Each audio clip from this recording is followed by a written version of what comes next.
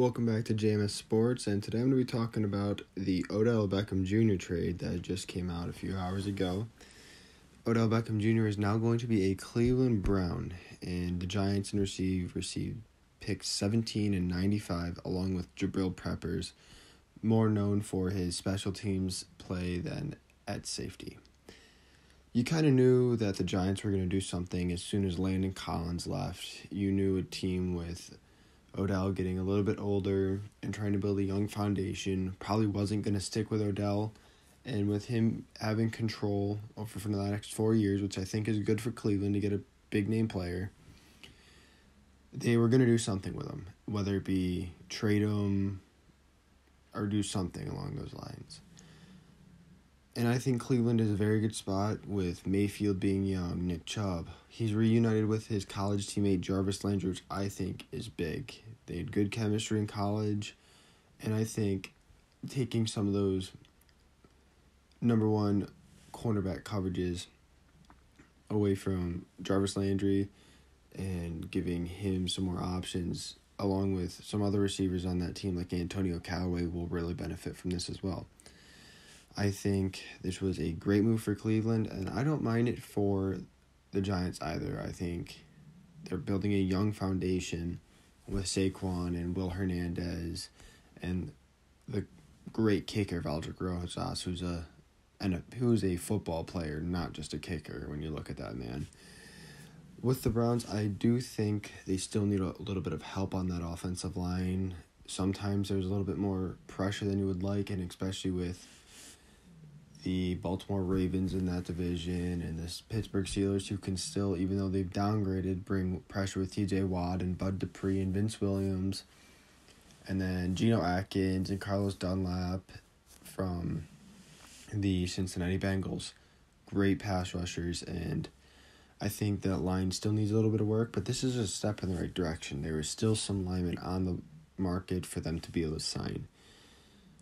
Beckham is a legit number one receiver, but he does have some injury history in the last 2 seasons. He missed 4 games this season, and he missed almost all of 2017 with his ankle. But he's put up 1,000 yards in every season but the last season, 2017. And bringing that into a team that's never really had a top receiver that would stay out of drug problems with Josh Gordon, this is a great move for them. And it also makes me think back to the trade that happened the other day with Antonio Brown, where the Raiders gave up a 3rd and 5th round pick.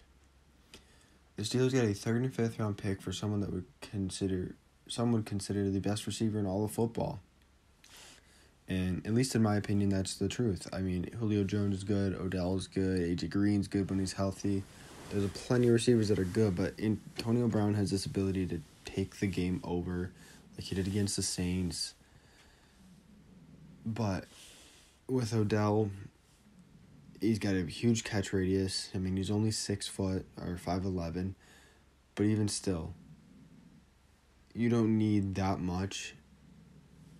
He's got big arms, big hands. He's just going to catch everything the Baker throws for him, and I think that security blanket's really going to help him.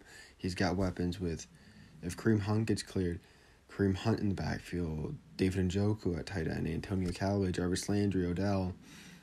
And then that defensive line is, in my opinion, the dirtiest defensive line in recent history, with Larry Ogunjobi, Emmanuel Ogbah, Myles Garrett, Sheldon Richardson. They're going to eat up against lines that are iffy. I mean, the Ravens,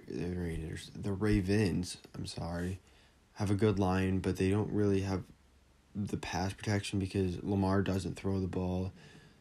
The Bengals' offensive line was spotty most of the season. The Pittsburgh Steelers, they've got a really good offensive line, I'll give them that, but trading Marcus Gilbert hurts. I mean, they still have Villanueva, DeCastro, Pouncey. They still got good options.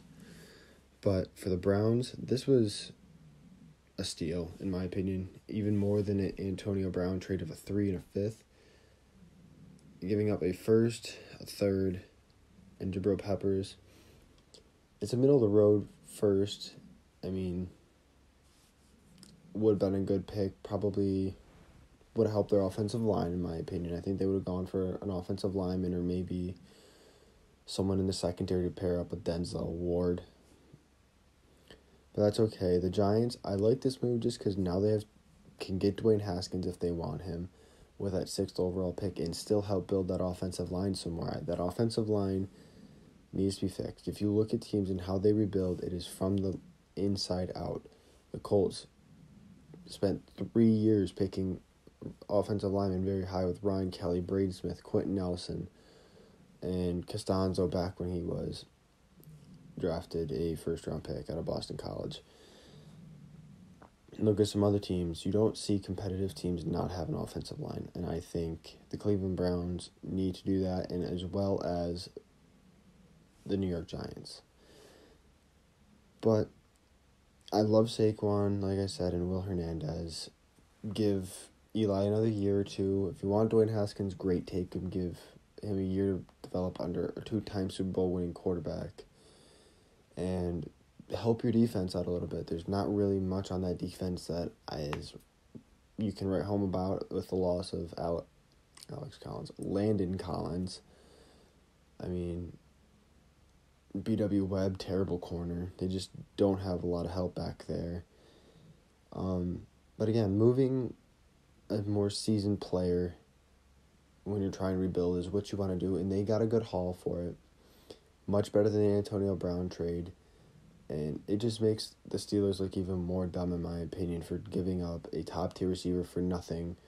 And I am sure this trade was proposed to them by the Cleveland Browns. If you could get a 1st and 3rd and trade him in your division, I mean, they still got a top receiver. They still got Odell Beckham.